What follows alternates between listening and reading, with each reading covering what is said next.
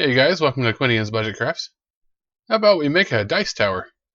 So I made this one and another dice tower, the ones you saw in the preview video, before I even knew that this other Discord that I'm on is doing monthly challenges, and their challenge this month also happens to be dice towers. So if you want to hang out with another really cool group of people and maybe jump in on their challenges for fun, then the link to that Discord is in the description below. That Discord is called the Tabletop Dungeoneers.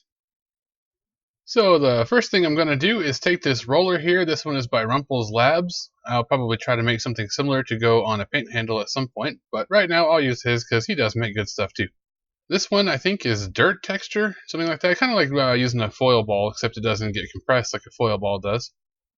Just go ahead and roll out your entire foam piece there so that you can pre-texture your bricks before you cut them. You guys have probably seen balsa wood cutters. This thing here is pretty much a homemade version of that. It's just one of those dollar store Jenga blocks and then a little stick from the little bag of square dowels. It's glued on there, and then there's a blade glued onto the side of that so that you get a 1/4 inch space, and there you go.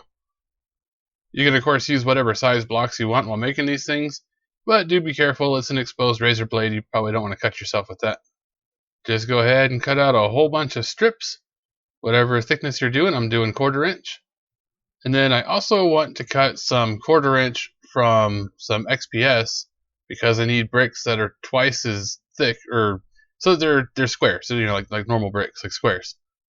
That way, whenever we go to put any bricks where you can see both the inside and outside, it gives the illusion of all the bricks being that thick. A couple ways to cut these strips into bricks. You can put the ruler across and run your X-Acto down them to cut them all nice and neat. You could just do them one at a time or a few at a time, whatever you want to do. It doesn't really matter if they're the same length side to side as long as they're the same top to bottom, because that way it'll keep your rows nice and level. As far as the same width side to side, that doesn't really matter too much, because when you get around the back side where the row is going to join the end of the row is going to join the start of the row, you're going to have to fudge it anyway, so it doesn't really matter. For the XPS bricks, I'm going to use the hot wire because these things are kind of hard to cut with a knife. And then I figured as long as I have the hot wire out, I might as well go ahead and use that for the dollar store ready board here, just because it's faster. These strips are really floppy though, so you're going to need a push stick of some kind. My ruler seemed to work pretty well. For the tower body itself, I'm going to use a Pringles can. This is one of the ones that's a little bit shorter than your standard one. You can use whatever length you like, but the diameter of this thing is just about perfect. To make a ramp in the bottom of the tower for the dice to come out, I'll use a 2-inch thick chunk of XPS and then smash the Pringles can onto it to get the basic idea of where it's supposed to be. And then to cut out my circle, I've got this little jig here. It's a flat piece of board, just like the stuff they put in the bottom of cheap drawers and cabinets. And there's a nail in it, and you can slot the board onto your hot wire there and then stick your foam on the nail and spin it around like this. You may have to take it off and measure it against your can a couple times till you get the size exactly right. Unless you're really, really good at measuring, then you could probably just do it in one go. So because my hot wire doesn't have any attachments or anything like Shifting Lands makes for the Proxxon, mine's the super cheap hot wire, just glue a board onto it for your fence, and then use the angle guide, the ones that I sell on my Etsy store. This particular one's 45 degrees. And you put your foam against the angled portion and then the flat portion of that against your fence, and then you can push it straight down the fence and get an angled cut. I'm doing my cut off-center on purpose because I'm not sure how I want the ramp to fit in the can. But there you go, that's how that works. For the bottom of this, for the dice to come out into, you could either use this sewing kit tin here, but trying to cut all that metal and stuff might be more hassle than you really want to put into it. And this hot chocolate tin is exactly the same size, so I'm just going to use that. I just put my pin on this dry erase eraser and use that as a height guide and spun the can around to get a perfect line all the way around it. That way I know where to cut. And then you just very, very carefully cut the top of the can off. Don't toss the top of the can though, you could probably use that for something else. I'm sure I'll find a use for it later. Now you just mark on the bottom where you're going to want to cut away the section for your tower to sit in. You want about half the tower in there, maybe a little more, depending on what you want to do. Go ahead and cut that out, make sure it fits how you want. Now, in my case, the bottom of the Pringles can, the metal portion, has already been removed because I was using this can for something else. That actually works out here, so if you are using a Pringles can like this, go ahead and take the bottom off. That way you can cut out a little notch to accommodate the height of the metal part of your other bottom. That way they fit on the same level. Go ahead and mark your tower portion where you want to cut it to have the dice come out for your opening. This really does need to go side to side of the bottom portion, or there's a risk of the dice getting caught on the inside corners. Once you've marked that, go ahead and draw a little arch or a square, or however you want your opening to be. Just make some kind of line for you to cut along. Cut that section out. Then you can put your ramp in there as a test fit to make sure everything's going to work. While test fitting, I realized that my foam portion, the bottom of the ramp there, was actually taking up room because it didn't have a little notch in it for the bottom of the can bottom I'm using. You can see what I'm talking about. So just push it really hard to make an indent and then cut out that indent. And there we go. Now it fits nice and level. We're of course going to want some windows on this thing. What I did is I went and found some free clip art windows that I really like the look of and printed them out. I'm not actually going to use the graphic, but I am using it as a guide. So just go ahead and cut out a few of them and set that aside for right now. First, we got to make sure this thing is working before we do other stuff. Go ahead and put all your pieces together and then drop some dice through there and make sure that they're actually going to clear the opening. And we need something in that can to make the dice actually roll. So some barbecue sticks will work pretty good for that. Most of these are actually sharp enough you can just stab them straight through the can. But if you can't get them through, the tip breaks off or anything like that, just go ahead and make a little indent and then use your knife to make a hole and then push them through. As far as how many you put in there, I mean, that's really up to you. I thought 4 was probably going to be enough as long as there's a stick, pretty much anywhere so the dice can't fall through without hitting at least one of them. You can go ahead and test it again to make sure that that's working and that none of your dice are getting stuck. If you're not careful about how these are placed, you can make little pockets where the dice will get stuck. If that's the case, it'll be fine. Just pull the stick out, put it somewhere else. We're going to cover this whole thing in foam so the little holes aren't going to be noticed. Now go ahead and just hot glue all of those in. Glue the inside first, and then once that is set, you can go through and snip them off on the outside and put just a little dot of glue on the outside to make sure that they're going to stay. You can use the side of the glue gun nozzle to smear the glue nice and flat so you don't have any bumps that are real big underneath your foam. That would make your bricks stand out kind of strange, which that'll be fine. I mean, we're going to put bigger bricks on there anyway, but it would be kind of hard to get them to sit flat where you want them to if that thing's in the way. Before you put the foam in, go ahead and take everything outside and spray paint it black inside and out. Also, before you put the ramp in, go ahead and put a bunch of glue on there, any kind of glue you prefer. Tacky glue works really good here. And cover that with your little brick pieces. Once it's in the tower, it's going to be way too hard to actually accomplish that. And if anybody should look in there, you want them to see the bricks going all the way through. Once you get it all covered in bricks, go ahead and coat the whole face of it in more glue, spread it out, and just let that dry. Once it does dry, go ahead and trim around the edges. You don't really need to be too exact here because you're shoving it up inside this can. Nobody's going to see those edges. And go ahead and do another test roll while you have it like this, just to make sure that the dice are still coming through. It's always good to test. Anywhere you get an opportunity to test, go ahead and do that. Put it most of the way in the can, put a little hot glue around it, shove it up in there, make sure it's all lined up, and then glue the tower to the base.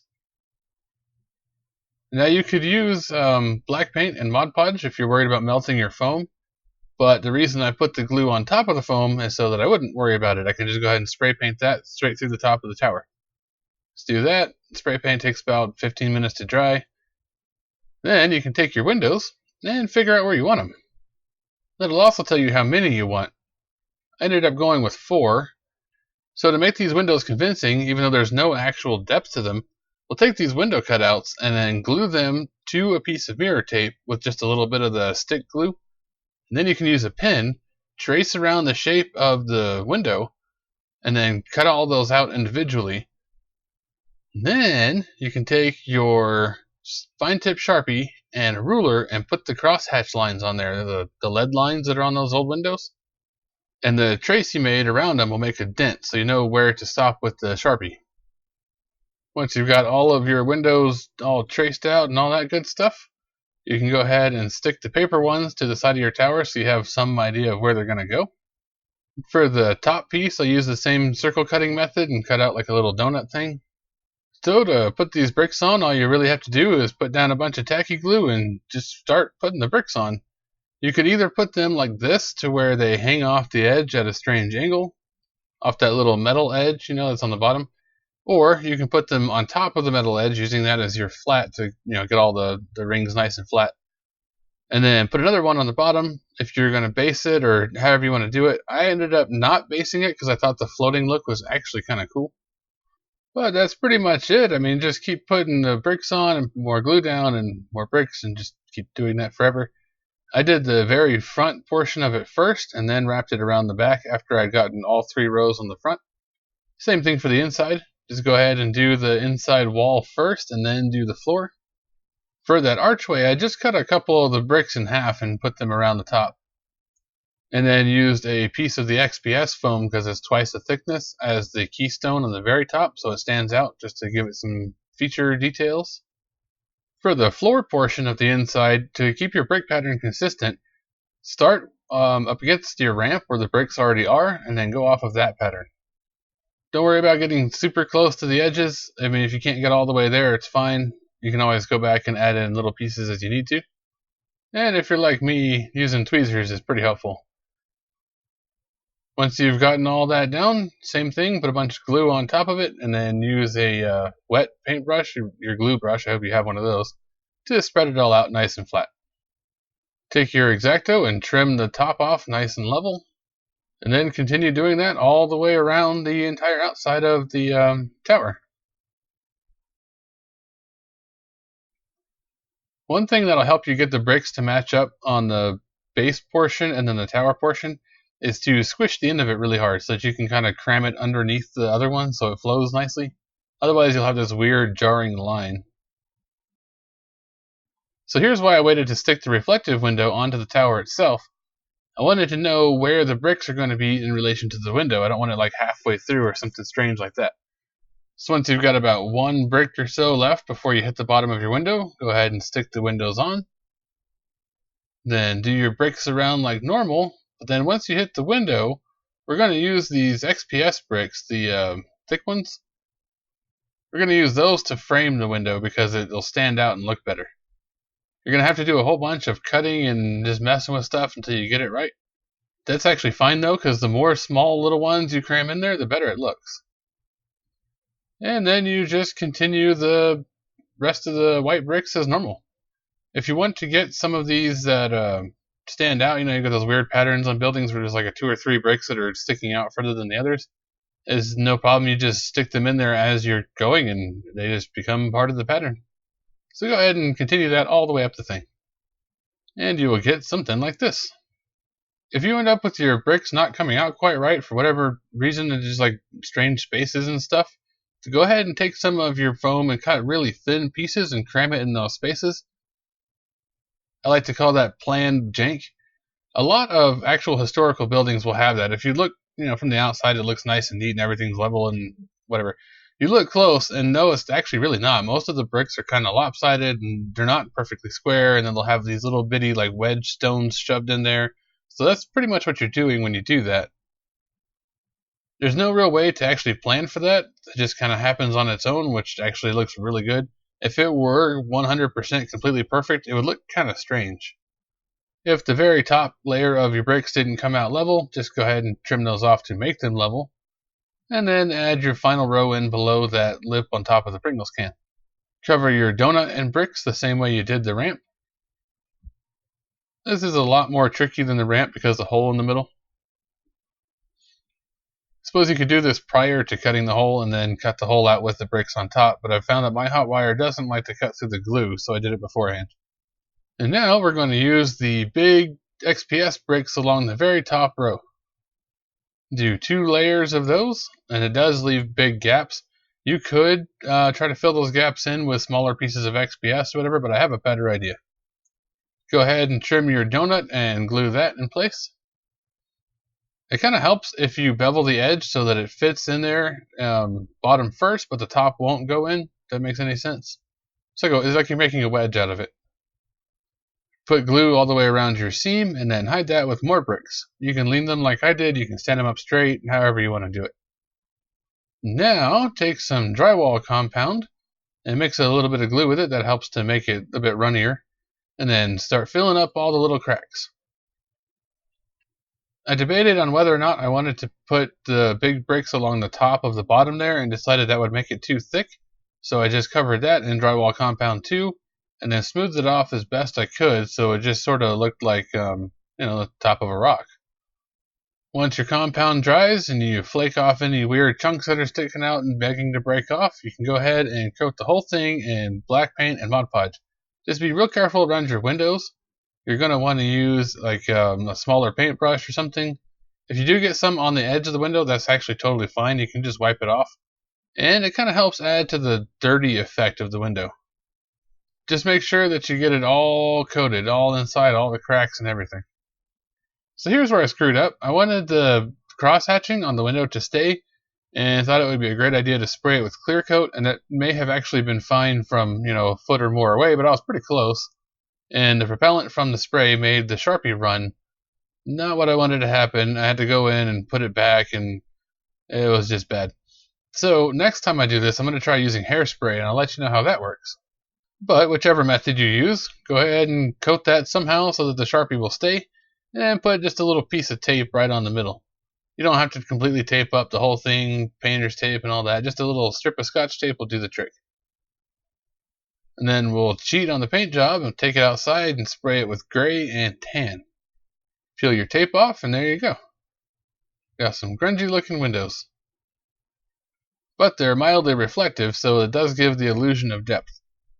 So for the final paint job on this thing, you can do whatever you want. I went through with some more grays and tans and the antique white that I like to use for the edge highlights. When you are doing the lighter things like the antique white and stuff, make sure you go from top to bottom. Don't go the other way or that'll look really strange. For some added detail, I used some of the clear tacky glue and glued some rocks in the holes I had around the bottom portion there. And a little bit of this dirt. Then I put some flocking in there too, and then more flocking around the tower walls. Pretty much anywhere something stood out, wherever the water would collect on its own. Window sills, around the top of the window, those big bricks that stick out, that kind of stuff. So there we go, that's what it looks like all the way around. I think that came out pretty good. Of course, you got to test it again just to make sure. Drop all your dice through and make sure that they're going to still clear everything. Hopefully they do. Just make sure you try every single one of them. So there you go, guys. A dice tower made out of trash, pretty much. Of course, you can jump in that Discord, the Tabletop Dungeoneers. They're doing a monthly challenge for dice towers. Win anything. It's just for fun, just to get you crafting. Of course, if you want to support the channel, you can do so on Patreon or Ko-fi.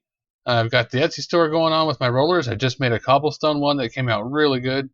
And of course, I have a website with Amazon affiliate links to all the stuff that I like to use. But of course, thank you for watching, everybody. Don't forget to like, share, comment, subscribe, all that good stuff, and I'll catch you on the next one.